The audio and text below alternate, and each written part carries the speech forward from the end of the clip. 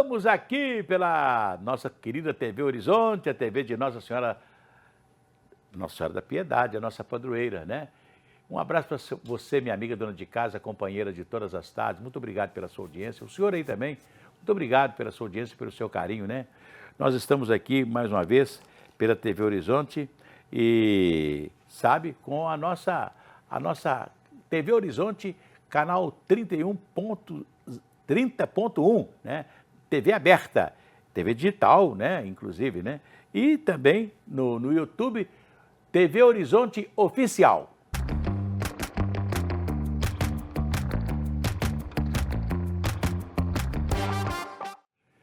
Eu vou lembrar aqui de um velho jornalista mineiro que foi reitor da Universidade Federal de Ouro Preto, uma grande figura, chamava Teódulo Pereira. Foi diretor-secretário do jornal Estado de Minas durante muitos anos. E era reitor da Universidade Federal de Ouro Preto, uma grande figura. E ele escrevia aos domingos no jornal Estado de Minas uma crônica, né? Ele era um articulista. E ele escrevia, chamava-se Mirante. E nesse Mirante, ele se fazia de um velho professor do Caraça, que ele estudou lá, né? E esse professor do Caraça sempre recebia convidados na sua mesa oval. E ele imaginava que estava ali fulano, ciclano, beltrano, né? E ele começava a fazer sempre uma conferência. E sempre mostrando que um fato político lá atrás se parecia muito com o fato político de hoje. Quer dizer, o passado se revelava às vezes no presente. E eu vou me lembrar aqui de um passado recente, quando o Itamar Franco foi governador de Minas Gerais, e o presidente Fernando Henrique, né, que amanhã vai fazer aniversário, o presidente Fernando Henrique começou aquele furor de privatização, e que eu não sou contra a privatização, não. Eu sou a favor da privatização. Eu acho até que as estradas privatizadas estão sempre boas, maravilhosas e tal. Eu acho que é um desperdício tudo que nós estamos discutindo a respeito dessas estradas que devam ser privatizadas aqui na região metropolitana de Belo Horizonte. Você sai de Nova York, entra no estado para o aeroporto, você paga pedágio, né? Você está lá em São Paulo, você entra nas rodovias que tem pedágio, já dentro de São Paulo já tem pedágio, você está pagando, né? Então eu acho que tem certas coisas, você tem que ter um pedágio mais barato. Por exemplo, você faz um pedágio aqui para o aeroporto de Confins, quando você entra ali na rodovia, né, 010, quando você entra ali, você vai encontrar já um primeiro pedágio de R$2, por exemplo, um outro pedágio lá na frente de 5, né? Nunca um pedágio muito caro, né? Mas eu estou lembrando disso porque o governador Itamar Franco, quando aquele furor todo, ele já tomou posse em Minas Gerais, foi uma eleição atípica, né? Porque o Fernando Henrique não pôde vir a Minas Gerais, porque se ele viesse a Minas Gerais, ele tinha que declarar apoio ao Itamar Franco. Tinha o Eduardo Azeredo, que era do partido dele, então era um problema difícil, ele não veio aqui. E o Itamar Franco ganhou a eleição. Ganhou a eleição, a primeira coisa que ele fez foi fazer uma proposta de emenda constitucional, uma PEC, né? Da qual dizia o seguinte, que para privatizar CEMIG, Copasa, tem que ter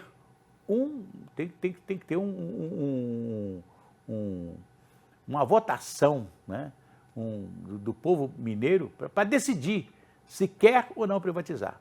E agora a Assembleia Legislativa está discutindo o fim dessa PEC, porque a Assembleia vai ter que voltar, né, e votar uma outra lei acabando com essa PEC que fala desse concurso, né, que as pessoas têm que fazer para voltar para a nossa querida... Eu esqueci de desligar o meu telefone celular, viu? E o Antônio Baense não me respeita assim quando eu estou fazendo o programa, ele tem que me ligar toda hora. Então, desculpa, meus telespectadores, que já desligou aqui.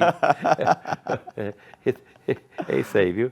Mas então, vou até desligar o telefone aqui, porque é difícil que você esquece de desligar o telefone, e aí o telefone chama e é um problema danado, né? Então, vamos desligar o telefone sem problema nenhum. Mas eu estava dizendo a vocês que, né, o hoje a Assembleia está discutindo, né, o fim desta PEC, né, e voltar a ter as empresas de Minas Gerais com a possibilidade de serem privatizadas. No caso, a CEMIG e a Copasa, né? Aí eu fico me lembrando de uma coisa aqui, o governo de Minas, né, o nosso governador, o governador Romeu Zema, ele chegou no governo de Minas dizendo assim o seguinte, olha aqui, eu cheguei no governo e o governo é eficiente, é diferente, né? Infelizmente, né? Infelizmente o governo não está sendo nem eficiente nem diferente, porque se um governo não consegue fazer a CEMIG ser melhor ainda, fazer uma Copasa ser melhor ainda, cadê a eficiência do governo, né? E tem que vender, e tem que federalizar, entregar as empresas para o governo federal para a gente pagar a dívida de Minas. Eu acho que nesse momento eu faria uma grande campanha para pagar a dívida de Minas, chamava os mineiros para ajudar a pagar a dívida de Minas, mas sem dispor dessas empresas que são muito importantes para Minas Gerais, né?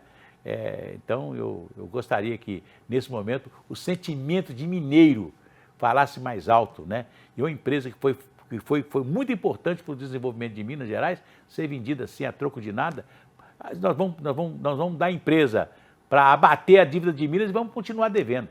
Infelizmente, né?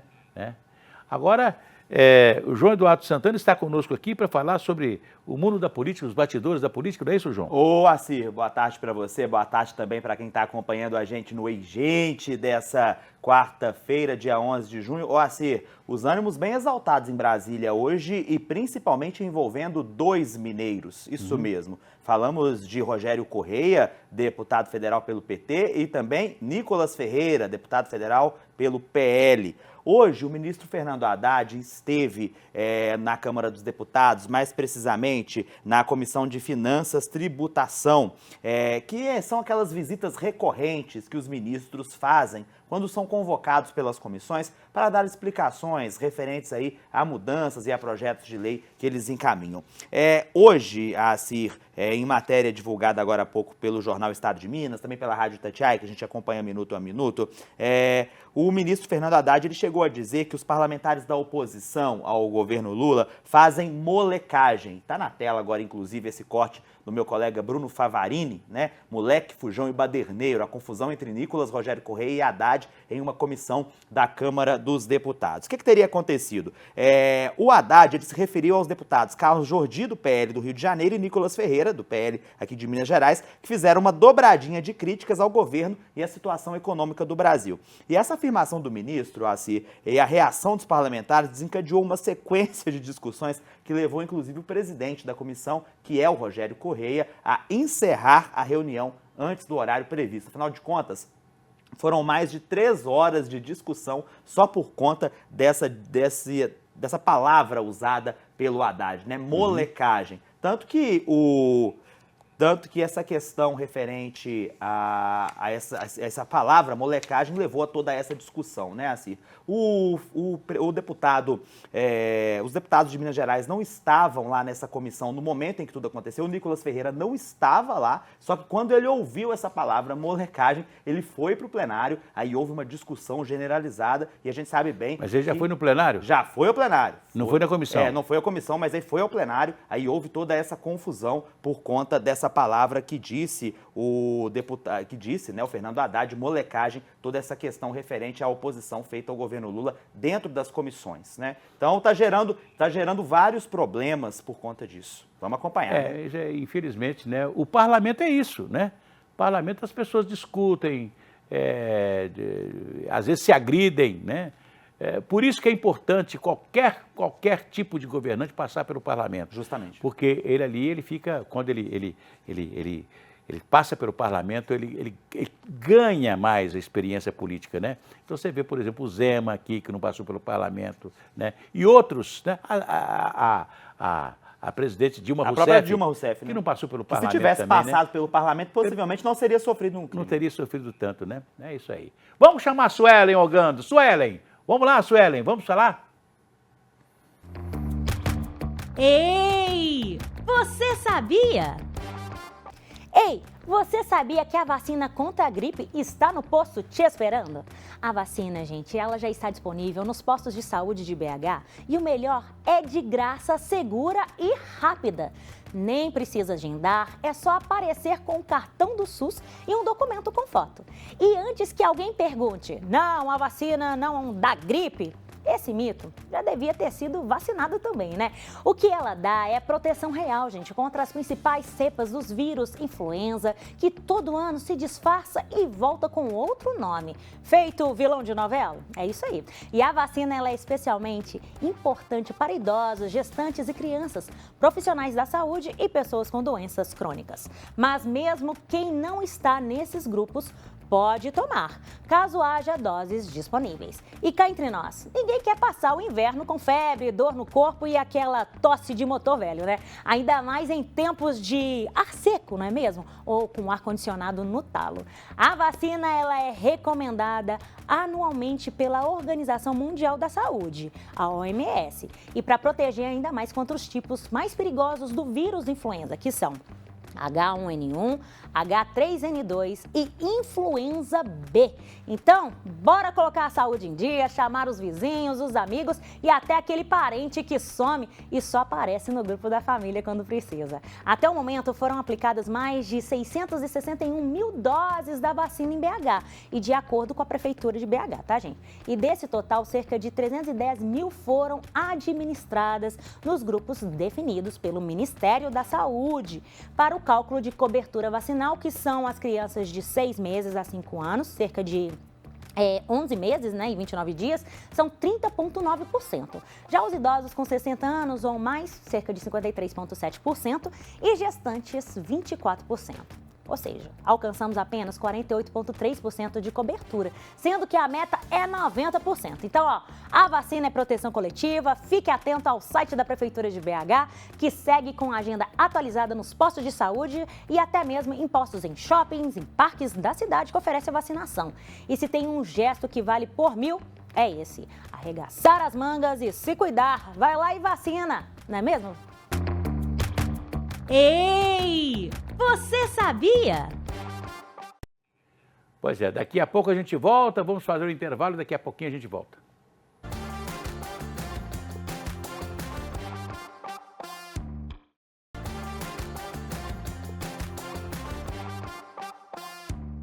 Conheça a Oral Sim. Há mais de 20 anos de mercado, somos a número 1 do Brasil em implantes dentários. Para lhe recepcionar, temos estacionamento privado exclusivo para pacientes. Nossa equipe de doutores faz com que sejamos referência em serviços de implantes dentários, prótese protocolo, lentes, facetas, clareamento dental, ortodontia Invisalign e clínica geral. Pensando em seu conforto, contamos com moderno raio-x panorâmico digital e scanner intraoral tecnológico. Trabalhamos com renomados laboratórios de prótese de Belo Horizonte para personalização do seu caso. Uma sala de pós-cirúrgico com assistência de profissionais para a sua recuperação. Você que sempre sonhou em transformar o seu sorriso, o seu dia chegou. Meu nome é Dr. Ricardo Justo e nós, aqui da Oral Sim Implantes, estamos te aguardando para transformarmos o seu sorriso. Venha! Oral Sim, o nosso carinho constrói sorrisos.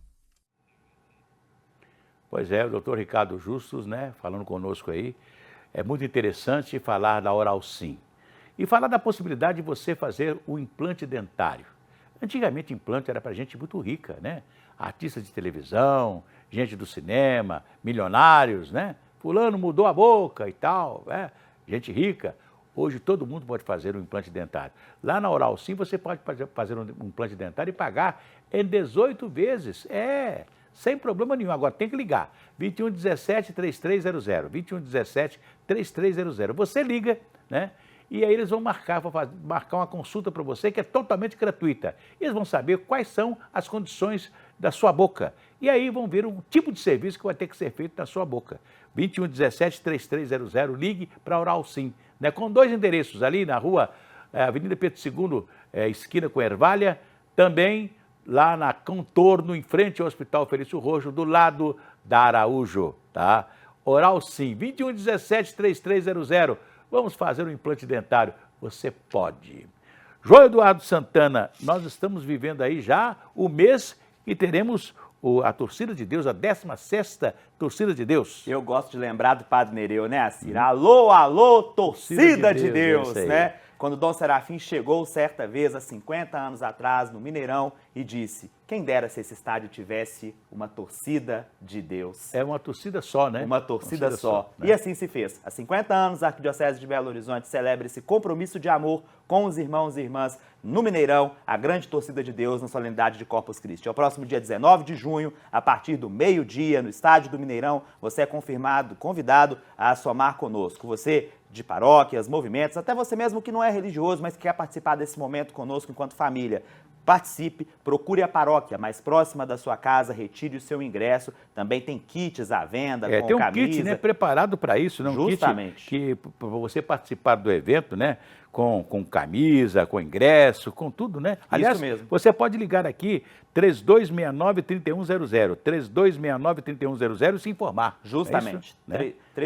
3269-3100 é o telefone da Arquidiocese de Belo Horizonte. Você vai, compra o seu kit, pode ser pela internet, você vai e retira depois em uma das lojas Cristo Rei e participa conosco. Olha, presenças no Mineirão de Tiago Arancan, também de Marcos Viana, doutora Filó, muita gente boa, catequeses, shows e a missa a partir das 5 horas da tarde. Lembrando que todo o evento terá cobertura e transmissão simultânea de todas as emissoras da Rede Catedral de Comunicação Católica, TV Horizonte, Rádio América e os nossos canais digitais. Não é isso, Assir? Pois é, e ontem a seleção brasileira se classificou para a Copa do Mundo, para a futura próxima Copa do Mundo, né? E uma partida que foi realizada em São Paulo, né, contra o Paraguai. Enquanto isso, a Argentina empatou com a Colômbia e a Venezuela perdeu para o Uruguai, o que facilitou muito a vida do Brasil. Vamos falar com a Sara Zeferino, falando conosco. Sara, boa tarde. Boa tarde, Assir, João, a todos que acompanham o Gente. É a única seleção garantida em todas as edições do Mundial.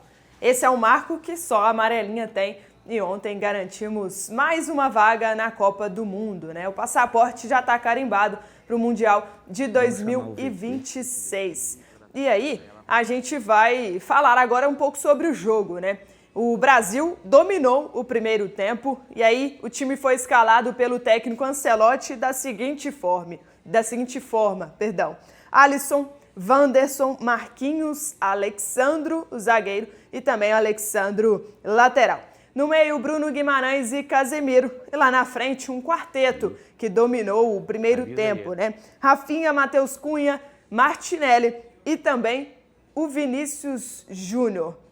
O destaque, claro, ficou por conta aí do trabalho do Ancelotti, que conseguiu trabalhar muito bem a defesa do Brasil, né? A gente vale lembrar aqui do G6, né? Dos 6 primeiros ali na tabela das eliminatórias da Copa do Mundo, o Brasil é quem tinha a pior defesa. E aí, em 2 jogos, o Ancelotti não sofreu nenhum gol. É uma marca importante. Ele disse que, como italiano, ele entende muito bem do esquema defensivo e foi isso que ele se propôs a fazer nesses 2 primeiros jogos no comando da seleção brasileira. E aí uma vitória importante, um presente, né, para o técnico Ancelotti, que fez 66 anos ontem e recebeu um parabéns também da torcida que esteve presente na Neoquímica Arena. Agora o Brasil só volta a campo em setembro, nos dias 25 e 28. A expectativa é que o jogo contra o Chile no dia 25 seja no Maracanã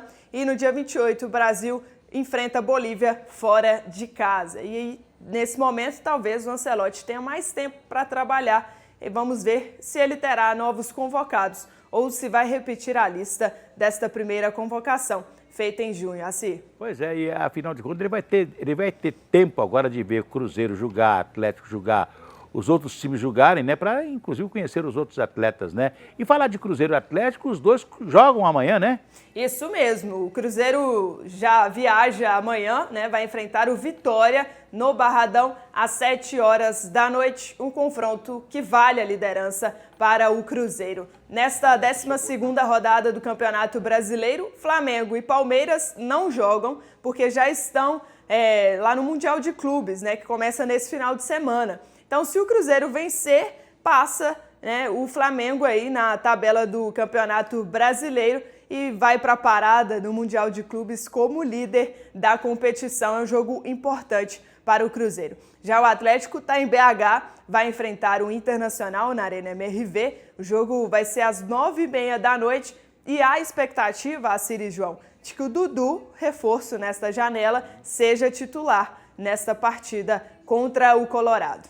É isso aí. Um abraço para você. Obrigado, Abraço, gente. Muito obrigado. Valeu. Pois é, ô João, quer dizer, foi uma nova expectativa para a seleção brasileira, né? Alegria, né? Alegria, né? A seleção brasileira agora, né? Depois dessa vitória de ontem, né? A seleção jogou, parece que não foi aquele time apático que nós vimos nos outros já tem jogos, a cara do técnico, já né? tem a cara do técnico. O técnico já deu uma cara nova ao time, né? Já deu. E agora a esperança dos brasileiros é que o Brasil se saia bem na Copa de 2026. Lembrando, né, assim, que vai ser uma Copa completamente atípica. São 48 seleções. Uma Copa que vai ser sediada em 3 países, né? Estados Unidos, México e também Canadá. Uma Copa que vai ter séries aí de mata-mata e depois aquele formato que a gente já conhece tradicionalmente. E o Brasil esperando ansioso aí pelo Hexa desde o ano de 2006, né, Assir? Beleza. Agora, vamos... Hein? Não vamos chamar a Gabriela agora, né? Então, beleza, né? Os profissionais da educação decidiram continuar o movimento grevista após a Assembleia nesta manhã. E para falar sobre o tema, depois aqui nós vamos ter a nossa... No próximo bloco, a Vanessa Portugal. Vanessa Portugal aqui, né? Mas então vamos fazer um intervalo comercial. Até daqui a pouco.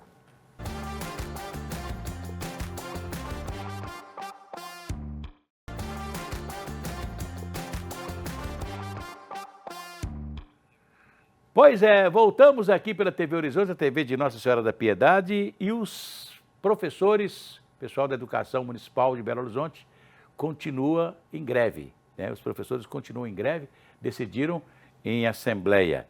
Nós estamos recebendo aqui a Vanessa Portugal, Isso né? mesmo. Que é líder dos professores. Justamente. Tem uma história de luta pelo professorado e pela educação de Minas Gerais e de Belo Horizonte especialmente, e vai nos contar aqui por que os professores continuaram em greve. Muito obrigado, seja bem-vinda, viu, Vanessa? Eu que agradeço o convite, a oportunidade. Bom, nós tivemos uma assembleia hoje bastante cheia, né? Eu acredito que hoje mais de 90% das escolas estiveram envolvidas na paralisação. Nós temos uma greve bastante forte. E a continuidade da greve, a gota d'água para o caldo entornar foi o fato do prefeito ter apresentado uma proposta de 2,49% de índice de recomposição salarial para os trabalhadores da educação. É diferente de um aumento de salário a recomposição, não é isso? É porque a recomposição, na verdade, ela diz respeito às perdas acumuladas nos últimos anos. Certo. O que eu diria como aumento de salário seria, na verdade, um aumento real de salário. Sim. Né?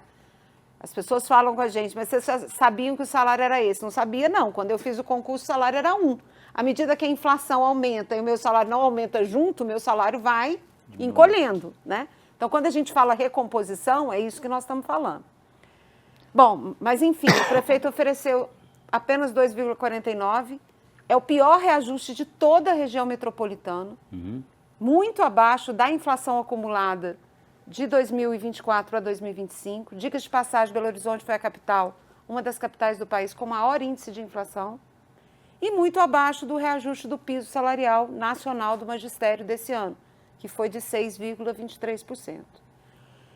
Por que eu digo que isso é gota d'água? Porque existem outros motivos, né? Nós convivemos numa situação com salas lotadas, com falta de tempo de planejamento, uma carreira defasada. Está faltando professor dentro das escolas, não tem nenhum dia que a escola tem um quadro completo de professores para atender as crianças. Sempre tem cada um na sala de índice aula. muito grande de professores no serviço médico, né? Sempre, né? O índice de adoecimento é altíssimo, né? altíssimo, Inclusive, essa questão do adoecimento mental, do adoecimento emocional é muito grave, né? Ficou emblemático a professora que faleceu recentemente no Paraná. É claro que esses exemplos a gente usa para demonstrar uma situação que se alastra no país inteiro e também em Belo Horizonte, né? Então, por isso que a gente diz que esse índice de reajuste é o ápice do descaso da prefeitura com a educação pública. Não é só com os trabalhadores da educação, é com a educação pública, né? Então, esse foi o motivo da greve ter sido deflagrada e esse foi o motivo da continuidade da greve, né? que foi aprovado hoje. E ninguém está conversando com vocês, a Prefeitura, através da Secretaria Municipal de Educação, secretário da Fazenda, secretário de Administração, que antigamente esse pessoal todo se envolvia nas negociações? Hoje, como eles dizem que é questões econômicas, fica concentrado na Secretaria do Planejamento. Teve uma reunião com a Secretaria do Planejamento, que apresentou esse índice, disse que teria reunião com as categorias específicas para discutir a pauta, não houve a reunião, mandou a proposta por escrito. De fato, na segunda-feira, ela mandou uma proposta de vale-refeição. Nós achamos que é legítimo, reivindicamos até o vale-refeição, mas vale-refeição não é salário, não substitui salário. É um benefício, né? É uma verba indenizatória que tem um fim específico. Sim. Nós reivindicamos, gente, que o magistério seja, de fato, uma profissão de carreira, que as pessoas façam carreira na profissão. Então, não dá para ter esse tipo de acréscimos que não são dentro do salário para compensar reajustes muito baixos. Pois é, eu não sei como é que estão as carreiras hoje, que antigamente as carreiras eram assim, era como você, no primeiro ano você recebia um salário, 2 anos, de 2 em 2 anos, de 3 em 3 anos, você pulava um pouquinho, alguma coisa aumentava. É assim na Prefeitura? É assim, a gente tem uma progressão na carreira de 3 em 3 anos e tem direito a progressões por escolaridade, né? À medida que você faz alguns cursos de pós-graduação dentro de um limite. Por que a carreira está desatualizada? Porque com a reforma da Previdência de 2003, o trabalhador não se aposenta mais com o seu último salário, né? Então, uma carreira que vai a vida inteira para você chegar no topo, o que acontece? Na hora que você chega no topo dela, se aposenta e o salário cai. Justamente. Então, a gente precisa ter uma remodelação das carreiras para que elas sejam mais ágeis e atenda a nova realidade. Né? Então, essa é um pouco a situação. E por isso que não dá para trocar salário por outros tipos de verba. Porque a gente quer aposentar um dia e ter condição de sobrevivência, né? Sim. E essas coisas que estão no entorno não vão para a aposentadoria. Eu fiquei muito apavorado quando eu vi que, por exemplo, uma professora que ficou fora da sala de aula, né? Teve doente, etc. E por causa disso se aposentou, aí a aposentadoria é bem pequena, né?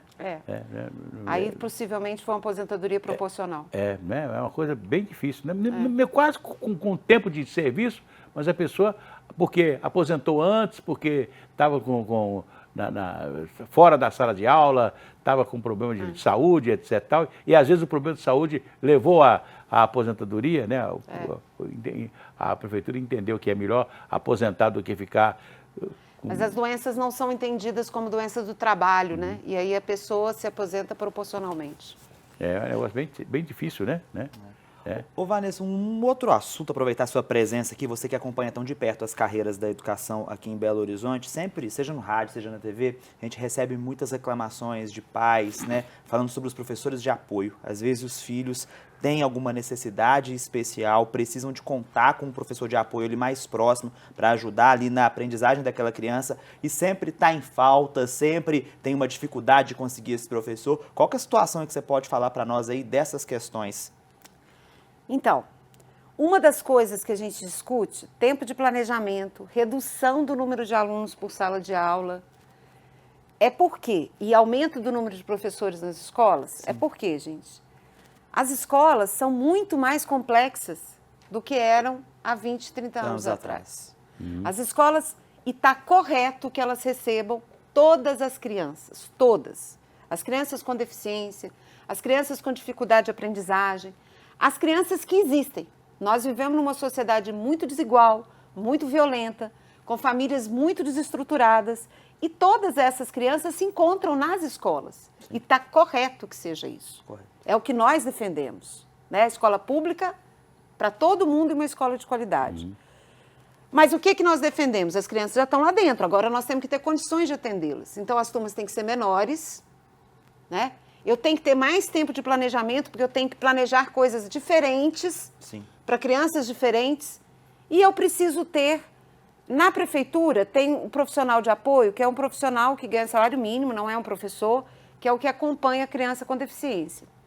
E a gente também faz uma reivindicação que tenham professores, né? A prefeitura até fez uma expansão agora de professores que vão ter essa especialização de atendimento de crianças especializadas, mas muito aquém do que é necessário, né? E ampliando o serviço. Tem um grande passivo. Então. Tem um grande passivo. Então, qual que é a defesa que a gente faz? Que tem mais professores dentro da escola que atendam tanto as crianças individualmente, no contraturno, porque elas têm direito a isso, né? Porque elas precisam de determinados estímulos específicos para elas, mas que também tem os professores que ajudem os professores regentes a organizar o currículo da escola, a localizar a criança ali dentro e a localizar, a construir uma interação verdadeira de forma que a escola seja de fato inclusiva.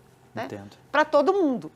Para a criança com deficiência e também para a criança que não tem deficiência e que tem que conviver num mundo de diferenças. Uma diretora de escola, ela pode criar uma sala especial com o professor, como você disse, que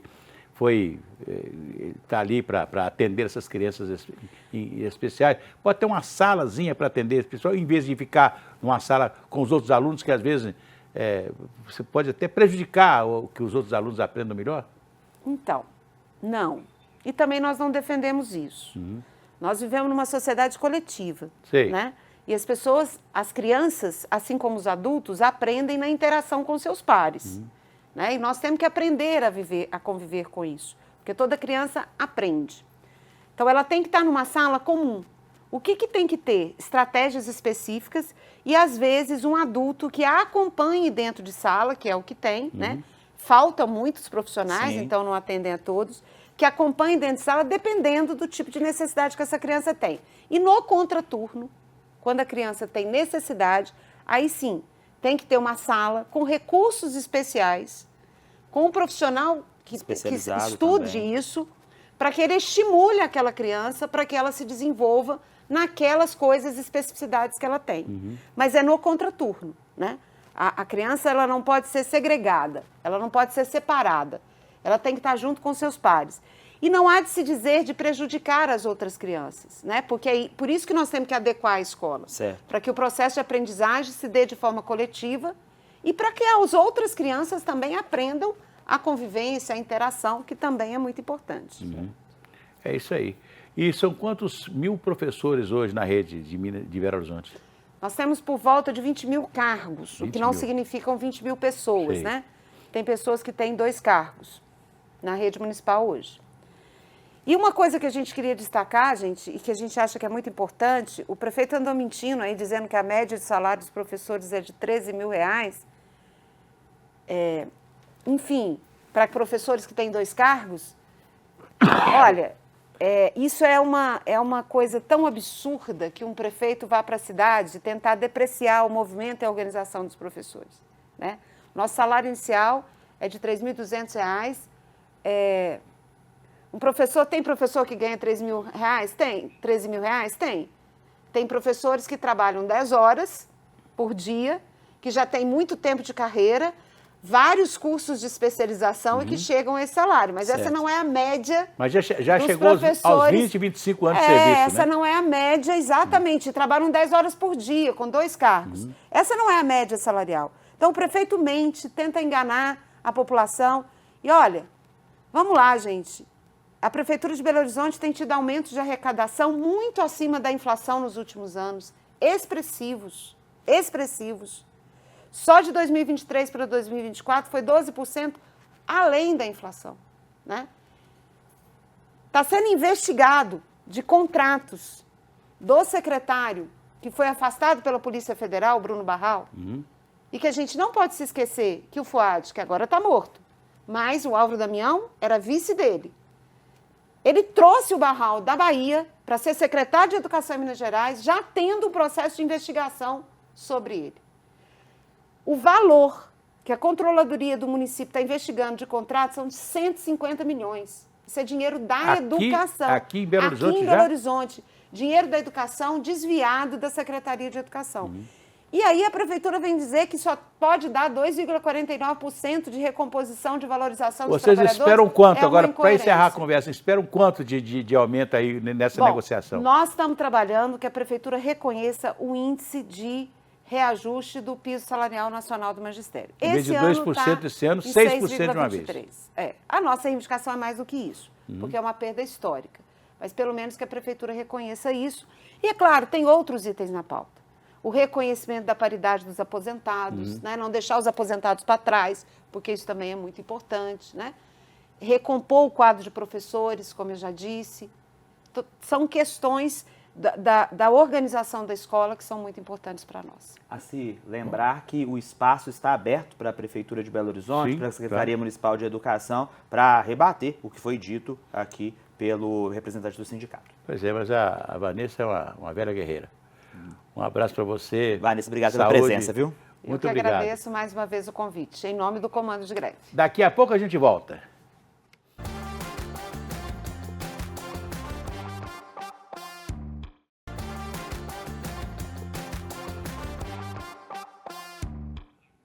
Pois é, estamos agora aqui pela TV Horizonte e às vésperas do Dia dos Namorados, né? Atenção, então, nós temos um sorteio do Dia dos Namorados aqui na TV Horizonte. Quer ganhar um spa facial da Botoclinic para o seu amor ou até mesmo para você? Mande agora para o nosso WhatsApp 99680-2310 dizendo: eu quero um spa facial da Botoclinic. E boa sorte, né? Aliás, falando em Dia dos Namorados, nós estamos aqui no mês dos namorados, que é o dia 12 de junho. Lembrar que o pai do João Dória, o velho pai, o velho João Dória, que como vereador lá de São Paulo criou há muitos anos o Dia dos Namorados, né? E nós tivemos o Blackout que cantou: hoje é Dia dos Namorados, toda a festa está em flor, só se vê menino e moça de braço dado com seu amor. Mas é lembrar que os solteiros que se sentem pressionados por não terem ainda um amor, né? Nós estamos recebendo aqui para falar um pouco sobre o relacionamento de duas pessoas, né? A nossa querida Carol Campos, que vai conversar conosco a respeito do relacionamento das duas pessoas, como é difícil, duas pessoas assim, diferentes se encontram, às vezes dão certo, às vezes não, né, Carol? Exatamente. Às vezes tem um grande desafio, a gente já tem um grande desafio de ter que falar com a gente mesmo, né?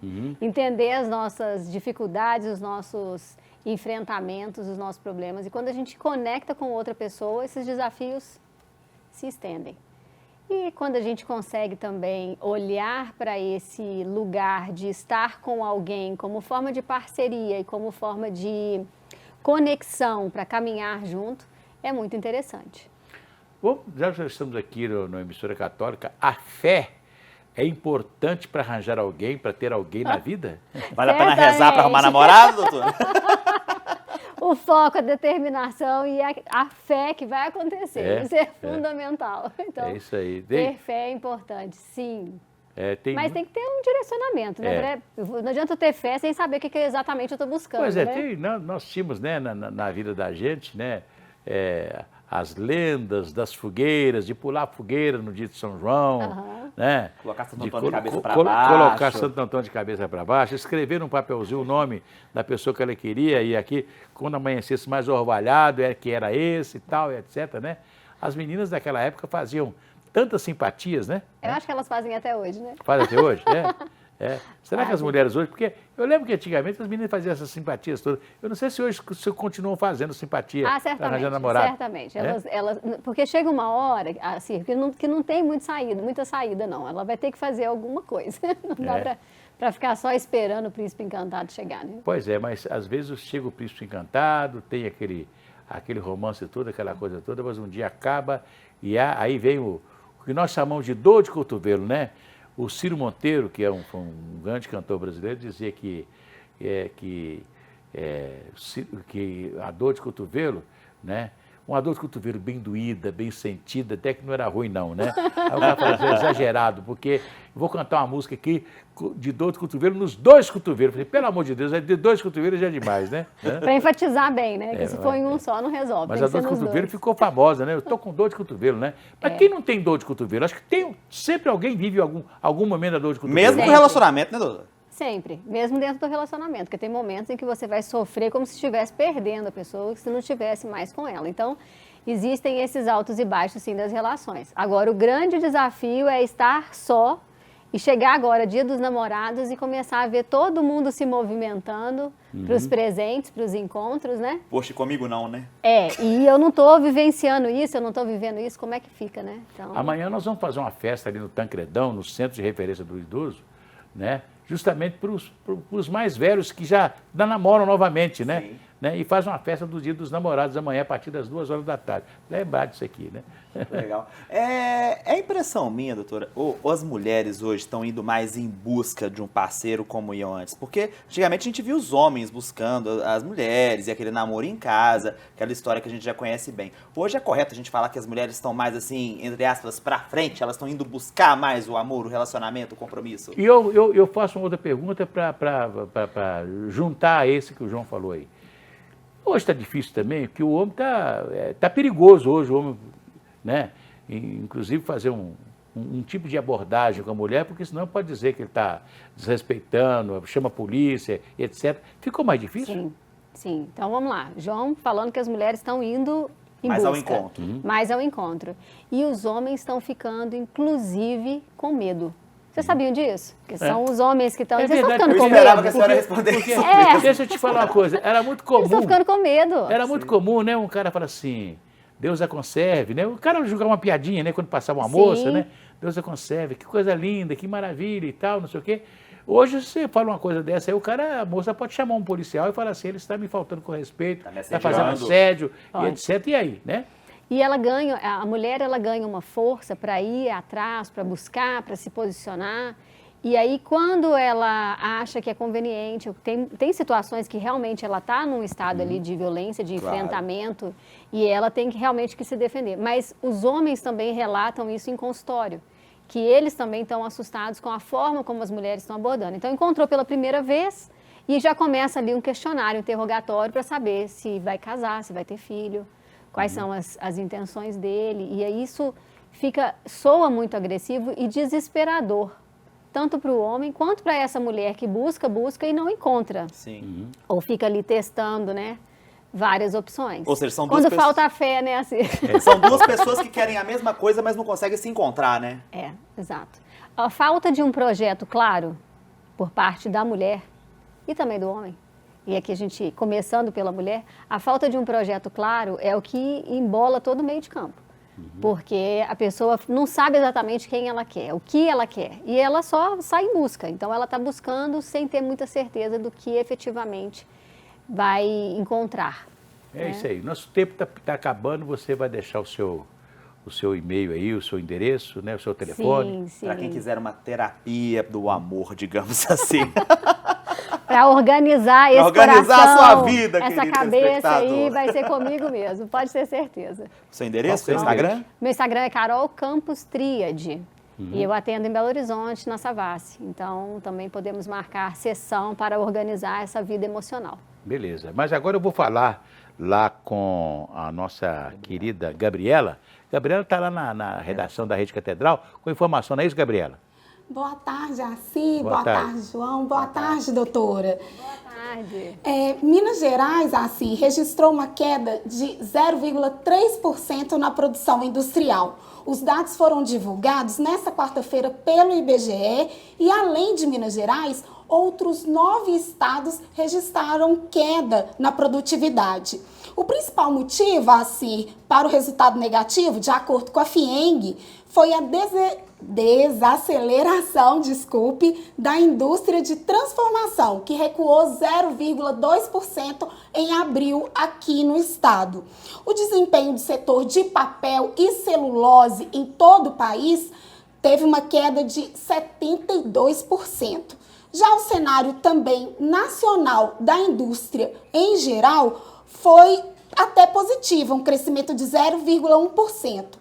A FIENG aponta que para este ano a indústria mineira não vai crescer muito. E os motivos seriam a taxa de juros elevada, a dificuldade de acesso ao crédito, o que diminui o consumo das famílias. Ok. Muito obrigado pela sua participação. Né? Amanhã tem mais. Tem mais sim. Um abraço para você. Esperamos todo mundo. Tchau, tchau. Aí, tchau. Obrigado. Doutora Carol, um abraço. Muito obrigado pela sua presença aqui na TV Horizonte. João, Amanhã tem mais? Com a graça de Deus. É isso aí. Gente, amanhã tem mais. Daqui a pouco, às 19 horas, nós temos o Placar Horizonte. E agora, o nosso querido arcebispo metropolitano Dom Valmor de Oliveira Azevedo vai rezar conosco com Mãe Maria. Até lá.